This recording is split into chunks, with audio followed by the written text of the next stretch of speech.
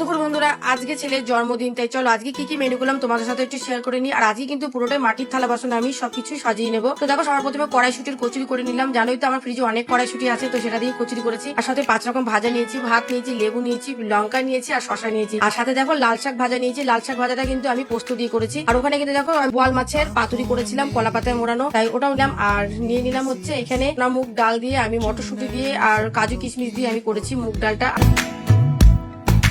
गजरा बांध के আর এখানে দেখো করেছি পটল চিংড়ি, বেশ বড় বড় পটল দিয়ে পটল চিংড়ি করেছি। दूसरों की এখানে করে নিয়েছি হচ্ছে আলুর দম। এটা হচ্ছে মটরশুঁটি কচুরি দিয়ে খাবো দেখে তাই আলুর দমটা করেছি, মটরশুঁটি দিয়ে কিন্তু আলুর দমটা করেছি। আর এখানে দেখো গন্ধরাজ কাতলা করেছি। সত্যি গন্ধরাজ কাতলাটা দারুণ হয়েছিল খেতে, একদম গামাখা গামাখা করে করেছিলাম, দারুণ হয়েছিল খেতে গন্ধরাজ কাতলাটা। আর এখানে দেখো বোয়াল মাছের আলু বেগুন দিয়ে একদম গামাখা করে একটু ঝোল করে নিয়েছিলাম। আর সবই কিন্তু আজকে মাটির থালা বাসনে দিচ্ছি, দেখতেই পাচ্ছ, সব এক দারুণ লাগবে।